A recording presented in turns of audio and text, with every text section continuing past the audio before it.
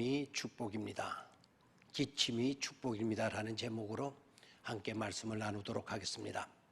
오늘 우리가 묵상하게 될 본문의 말씀은 고린도전서 10장 23절, 24절 두 줄의 말씀입니다. 함께 보도록 하겠습니다.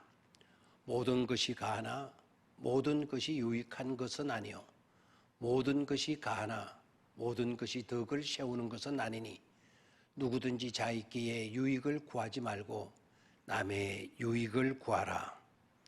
아멘. 김진배 씨가 쓴 소통 유머라고 하는 책에 나오는 이야기입니다. 어느 나라의 아주 유명한 의사에게 한 여성이 찾아와 도벽이 심한 아들의 문제 때문에 너무나도 수치스럽고 힘들고 괴롭다고 하소연했습니다.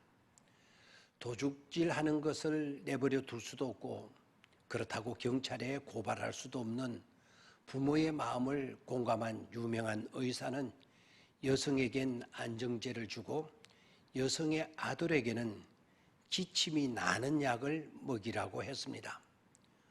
의아하게 여긴 여성은 의사에게 다시 묻습니다.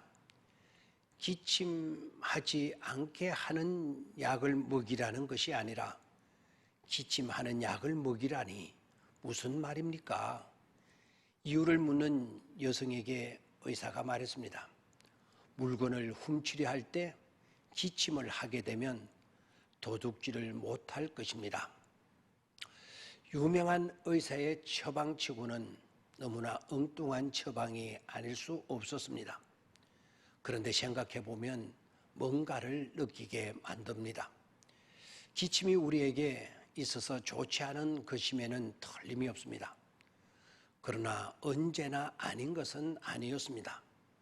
남의 물건을 훔치려 할 때의 기침은 그래서 남의 물건을 훔칠 수 없게 되었다면 오히려 그 기침은 긍정적인 기침이 되는 것입니다. 즉 물건을 훔치려고 하면 자기도 모르게 기침이 나오는 사람은 축복받은 사람일 수 있습니다.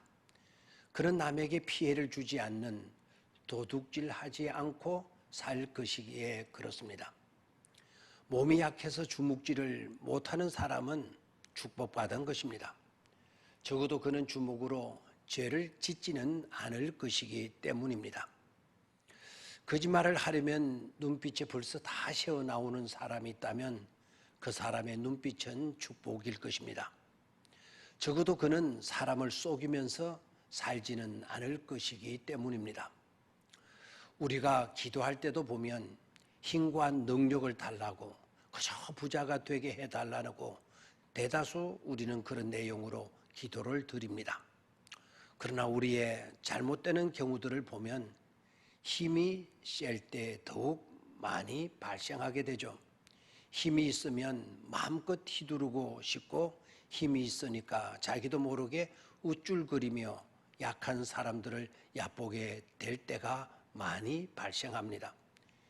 예리한 칼일수록 더욱 든든한 칼집이 필요하듯이 든든한 칼집이 있어야만이 비로소 안전할 수가 있는 것입니다.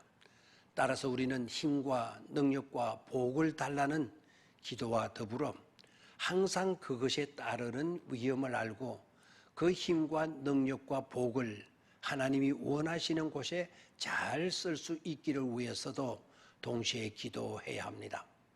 모든 것이 가하나 모든 것이 유익한 것은 아니기 때문입니다.